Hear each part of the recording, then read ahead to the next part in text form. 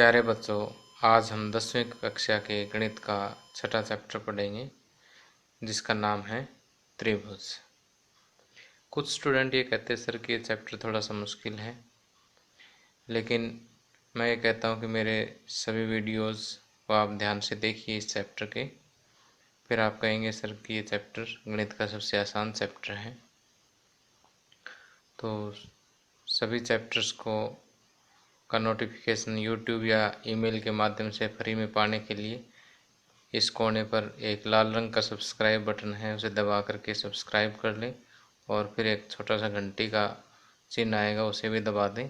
उससे नोटिफिकेशन आपके ईमेल या यूट्यूब पर पहुंचते रहेंगे। इसका कोई पैसा नहीं लगेगा।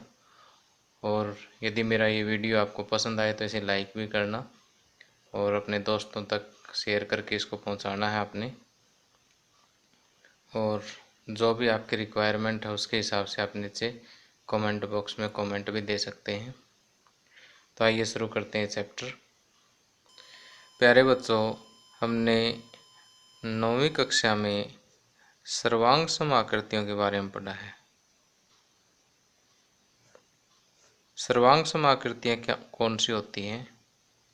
वे आकृतियाँ जिनका आकार और आमाप दोनों क्या हो, सेम हो। आकार का मतलब उसकी शेप और आमाप का मतलब उसका साइज। ये अगर दोनों समान हो तो ऐसी आकृतियाँ क्या कहलाती है? सर्वांग सम आकृतियाँ कहलाती हैं। जैसे अब ये दो शब्द हैं आकार और आमाप, थोड़े से कंफ्यूजिंग से वर्ड हैं, तो मैं इनका अर्थ अच्छे से स्पष्ट कर देता हूँ। आकार का मतलब होता है शेप, मतलब जैसे ये एक वृत्त है और ये दूसरा वृत्त है, इन दोनों की शेप सेम है, यानी इनका आकार सेम है, क्योंकि ये वृत्ताकार है और ये भी वृत्ताकार है, तो इनका आकार सेम है। लेकिन आमाप, ये देखिए छोटा है और ये बड़ा है, साइज देखिए इस साइज में छोटा और ये बड़ा है, तो इनका आमाप सेम नहीं है, आकार सेम है। तो इसको थोड़ा सा और अच्छे से क्लियर करने के लिए देखिए, आपके सामने गांधी जी के दो फोटो हैं। इन दोनों फोटो को देखिए मैंने ग्राफ पेपर पर बनाया है।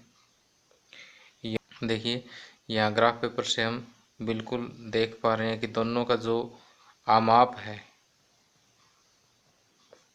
वो क्या है, सेम है। और इनका आकार भी देखिए, इनकी शेप भी देखिए, बिल्कुल सेम है।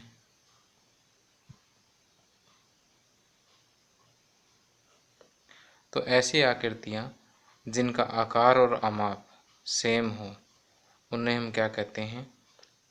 सर्वांग सम आकृतियाँ कहते हैं। तो गांधी जी की ये दोनों पिक्चर्स जो हैं वो क्या है, सर्वांग सम है।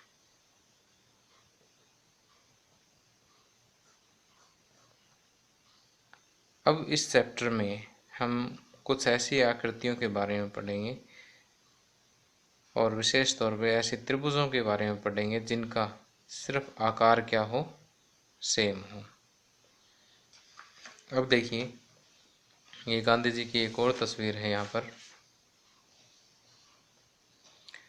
अब ये पहली तस्वीर है, ये दूसरी तस्वीर और ये तीसरी तस्वीर है। अब दूसरी और तीसरी तस्वीर में देखिए इन दोनों का आकार क्या है, समान है।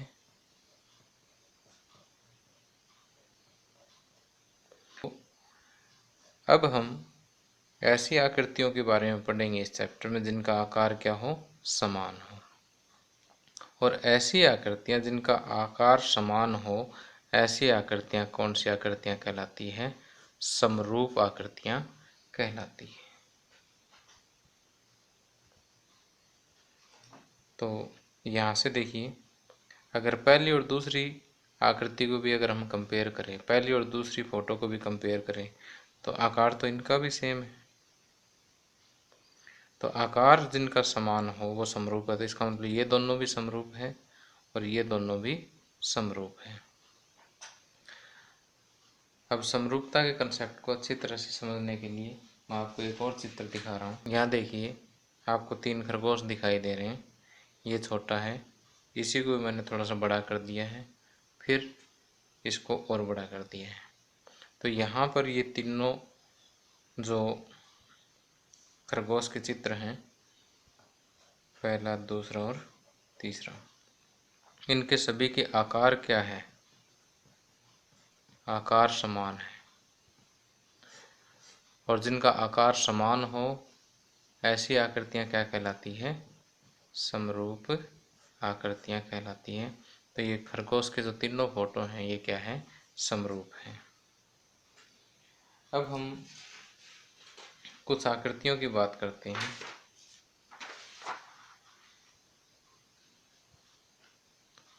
तो यहाँ देखिए, आपको ये वृत्त दिखाई दे रहे होंगे।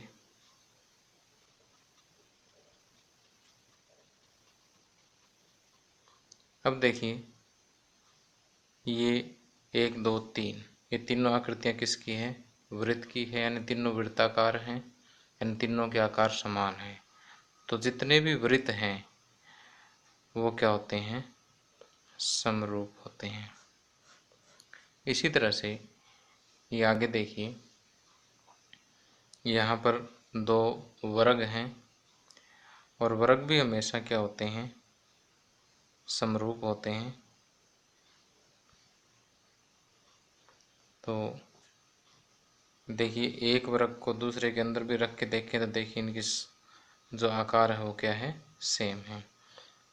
और इसी तरह से समबाहु त्रिभुज, समबाहु त्रिभुज का आकार, समबाहु त्रिभुजों का आकार भी क्या होता है? समान होता है।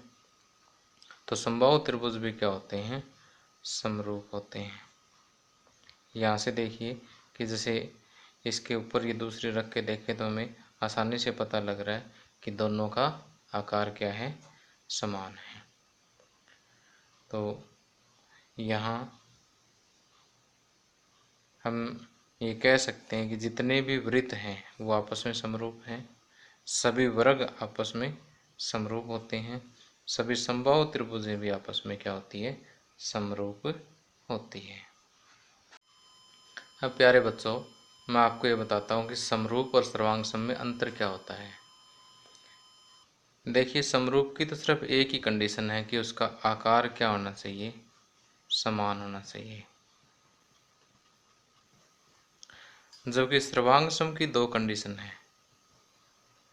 सर्वांगसम की 2 कंडीशन है, कौन कौन सी? एक तो आकार समान होना चाहिए, और दूसरा उनका आमाप भी समान होना चाहिए। तो देखिए, जैसे मेरे पास ये 2 रिंग्स हैं। अब इन दोनों का आकार तो दिख ही रहा है कि ये भी वृत्त है, ये भी वृत्त है, तो दोनों का आकार भी समान है। और इनका आमाप, आमाप देखिए, हम एक दूसरे के ऊपर रख करके वेरीफाई कर सकते हैं। जैसे ये एक रिंग है, इसके ऊपर मैंने दूसरा रखा, तो देखिए ये एक रिंग दूसरे को पूरी तरह से ढक रही है। इसी तरह से अगर मैं ये वाला रिंग नीचे कर दूं, दूसरी ऊपर कर दूं, तो भी ये दूसरे को ढक लेती है।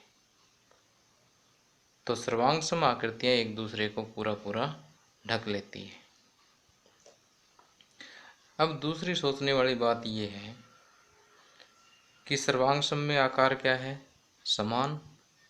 और जहाँ आकार समान है वो समरूप तो होगी ही होगी। इसका मतलब जितनी भी सर्वांगसम आकृतियाँ हैं वो सारी समरूप होती है, लेकिन सारी समरूप सर्वांगसम होनी आवश्यक नहीं है। अब वर्ग, वृत्त और समबाहु त्रिभुजों के बाद हम बहुभुज की समरूपता के बारे में बात करते हैं। ये देखिए, हमारे पास ये 2 चतुर्भुज हैं। एक चतुर्भुज का नाम हमने ABCD दिया है, दूसरा PQRS दिया हुआ है। अगर ये पूछा जाए कि क्या ये दोनों समरूप है, तो देखिए, देखने में लग तो रही है कि ये दोनों समरूप है, लेकिन हम इसका पूरी तरह से कन्फर्म नहीं बता पाएंगे कि ये समरूप ही हैं। जबकि जो रेगुलर आकृतियाँ थी, वृत्त, वर्ग, समबाहु त्रिभुज वगैरह है, या कोई एक नॉर्मल पिक्चर है उसमें तो हम बता सकते हैं कि दोनों समरूप हैं, लेकिन जहाँ पर बहुभुज आती है वहाँ पर इस टाइप की समस्या आएगी। तो इसके लिए मैंने क्या किया है कि इसको पहचानने के लिए एक बार टेम्परेरीली मैंने इसी के आकार की दो, जो हमें दी हुई है ABCD और PQRS, ऐसी ही दो चतुर्भुज जो है चार्ट पेपर पर काट ली है। अब देखिए कि यहाँ पर ये दोनों समरूप है या नहीं, एक दूसरे के ऊपर रख कर के हम कंपेयर कर सकते हैं। कि देखिए यहाँ से ये कोणा मिलाइए, देखिए बिल्कुल सही मिल रहा है। अब ये वाला देखिए, ये भी सही मिल रहा है, और इधर से नीचे वाला देखिए, यहाँ से ये भी सही मिल रहा है, और इधर से ये देखिए ये भी सही मिल रहा है। ओके, इसके अलावा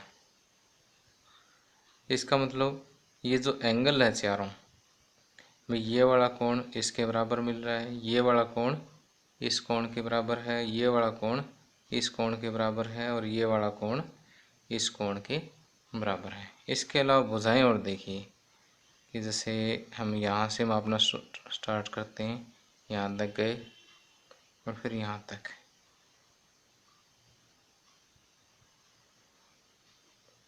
ओके। ये ग्रीन वाली जो ये भुजा है RS, ये DC की पूरी डबल है। इसी तरह से दूसरी भुजा कंपेयर करते हैं, यहाँ तक, और ये भी देखिए डबल है। तीसरी भुजा भी डबल है, और चौथी भुजा भी सही डबल है। तो अब हम ये इस निर्णय पर पहुँचे हैं कि दोनों आकृतियाँ क्या है, समरूप हैं। इनकी समरूपता का पता दो चीज़ों से लगा, किस किस से, एक तो इनके संगत कोणों से,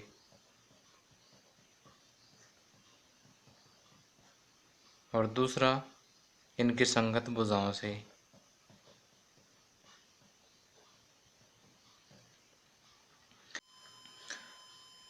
तो हम देखिए यहाँ बहुभुजों में चतुर्भुज का एक एग्जाम्पल लेकर के उसकी समरूपता पर विचार कर रहे हैं। तो यहाँ देखिए कि भुजाएं समान है, चार भुजाएं इसकी और चार ही भुजाएं इसकी है, तो समान भुजा वाले बहुभुज समरूप कहलाएंगे यदि उनके संगत कोण बराबर हों और उनके संगत भुजाएं किसी विशेष अनुपात में हो, एक ही अनुपात में हो, उनके संगत भुजाएं किसी एक ही अनुपात में हो, या हम ये कहेंगे समानुपाती हो।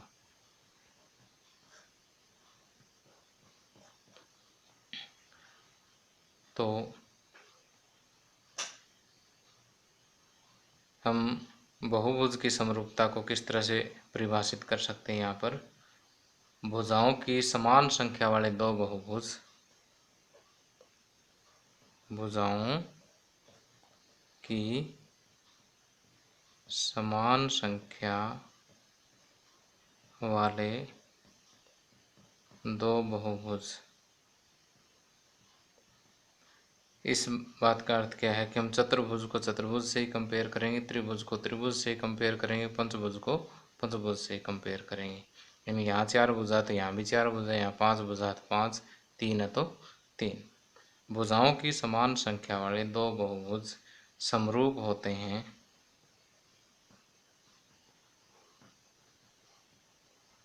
यदि पहली कंडीशन उनके संगत कोण बराबर हों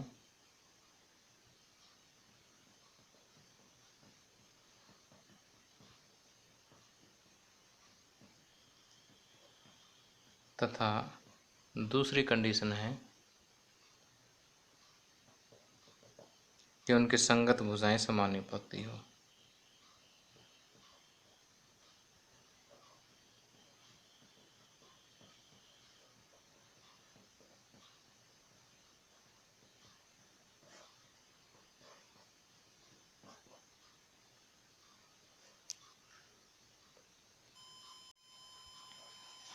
अब देखिए दो चतुर्भुजों की समरूपता जो हमने इस तरह से चार्ट पेपर से एक्टिविटी करके कंपेयर की थी और उसकी परिभाषा तक पहुँचे हैं, ऐसा ही हम बिना चार्ट पेपर के करते हैं और बिल्कुल सेम ऐसा ही आपके सामने एक उदाहरण दे रहा हूँ मैं कि यहाँ पर दो चतुर्भुज हैं और हमें इनको देखना है कि ये समरूप है या नहीं। तो यहाँ देखिए 105 डिग्री का कोण है, यहाँ पर भी 105 डिग्री, 100 डिग्री, 100 डिग्री, 70, 70, 85, 85। तो यहाँ संगत कोण क्या है? संगत कोण बराबर हैं सारे, संगत कोण सारे बराबर हैं।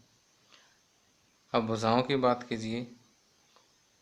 अब ए बी का अनुपात देखेंगे पी क्यू से, बी सी का अनुपात देखेंगे क्यू आर से, और सी डी का अनुपात देखेंगे आर एस से, और डी ए का अनुपात देखेंगे एस पी से।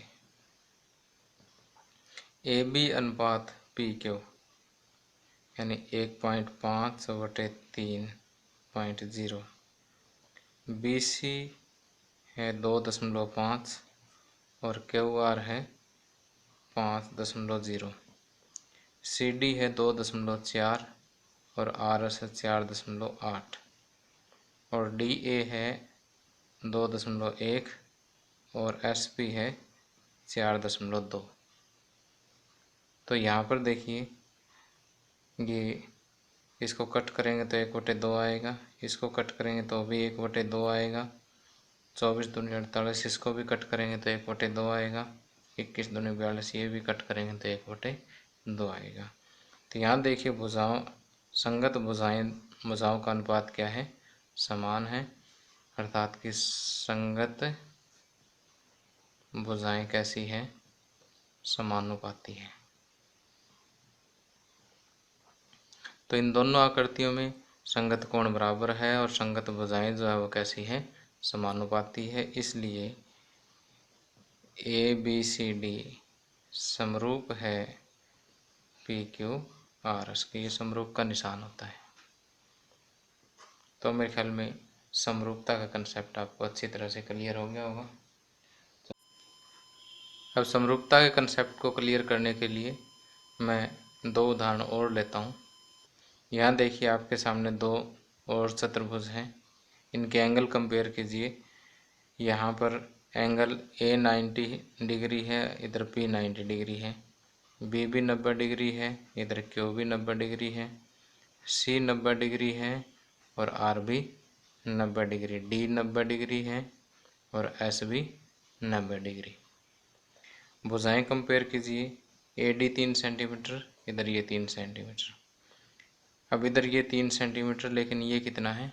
3.5 सेंटीमीटर। तो इसी तरह से यहाँ पर 3 और ये 3.5। तो यहाँ से हम ये देख पा रहे हैं कि संगत कोण तो बराबर है, संगत कोण क्या है? बराबर है, लेकिन संगत भुजाएं समानुपाती नहीं है, क्योंकि इन दोनों का अनुपात तो 3/3 1 है और इन दोनों का अनुपात 3/3.5 1 के बराबर नहीं है। तो इसका मतलब यहाँ समानुपात नहीं है, समान अनुपात नहीं है। तो संगत भुजाएं समानुपाती नहीं है। अगर संगत भुजाएं दोनों में से एक कंडीशन भी सेटिस्फाई नहीं हुई तो ये दोनों क्या है? समरूप नहीं होगी। तो इस तरह से दोनों आकृतियां क्या है? समरूप नहीं है। अब एक और एग्जांपल देखिए कि यहाँ पर एक चतुर्भुज दे रखी ए बी सी डी, यहाँ पी क्यू आर एस। तो यहाँ ए डी जो भुजा दे रखी है वो है 2.1 और पी क्यू 4.2। तो 2.1 और 4.2 इनको अगर हम अनुपात निकालें तो 1/2 है। इसी तरह से AB और QR का अनुपात भी वही 1/2 है। इसका और इसका अनुपात भी कितना है, 1/2 है। इसी तरह CD और PS का अनुपात भी कितना है, 1/2। तो अनुपात जो है वो सभी संगत भुजाओं का समान है। तो संगत भुजाएं जो है यहाँ पर क्या है, समानुपाती है। लेकिन संगत कोण देखिए यहाँ पर 90 डिग्री है, लेकिन ये 90 डिग्री के बराबर नहीं है। तो संगत कोण बराबर नहीं है।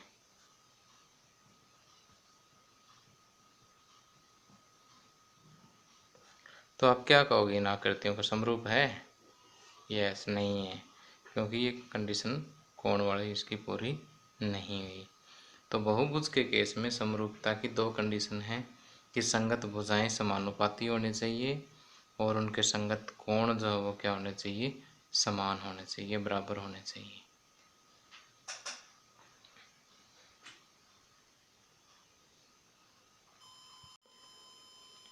तो प्यारे बच्चों, आप समरूपता और सर्वांग समता का कंसेप्ट अच्छी तरह से सीख चुके हैं। उसी आधार पर चलिए हम सिर्फ 2 मिनट में प्रश्नावली 6.1 के सारे प्रश्नों को हल करते हैं। कि कोष्ठकों में दिए गए शब्दों में से सही शब्दों का प्रयोग करते हुए रिक्त स्थानों को भरिए। सबसे पहला, सभी वृत्त डैश होते हैं, सर्वांग सम या समरूप? समरूप होते हैं, क्योंकि वृत्त छोटे बड़े भी हो सकते हैं।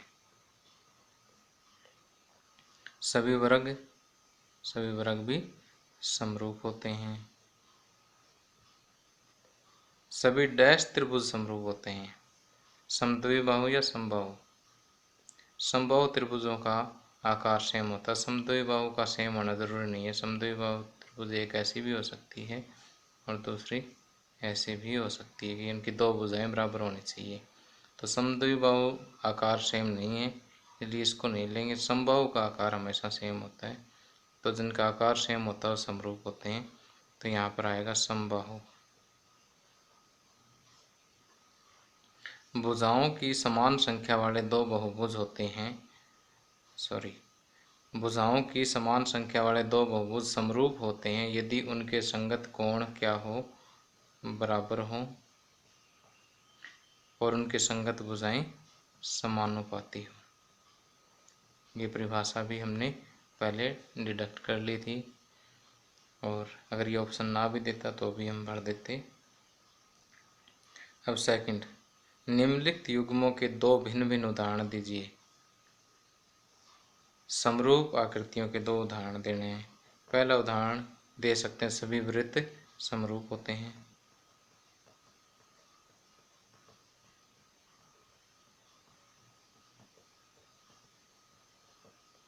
और दूसरा उदाहरण दे सकते हैं, सभी वर्ग समरूप होते हैं।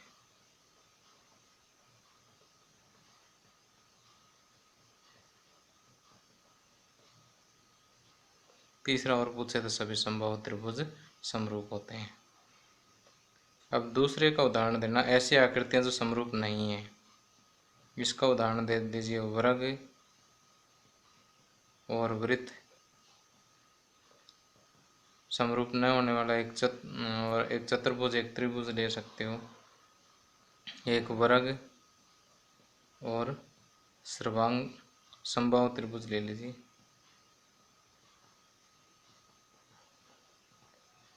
दुनिया भर के आप एग्जाम्पल ऐसी आकृतियों के जोड़ों को दे सकते हैं जो समरूप नहीं है।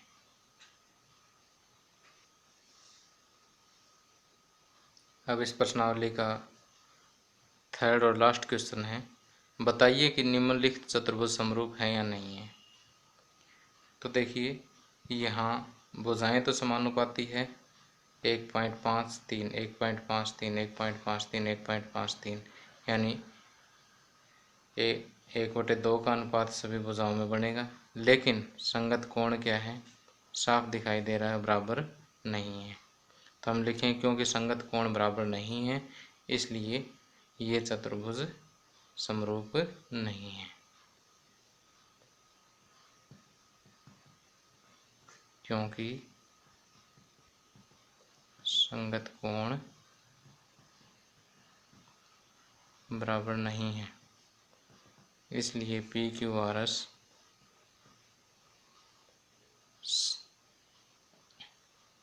तथा ABCD समरूप नहीं है।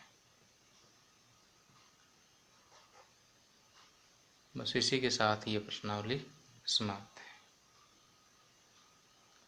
धन्यवाद।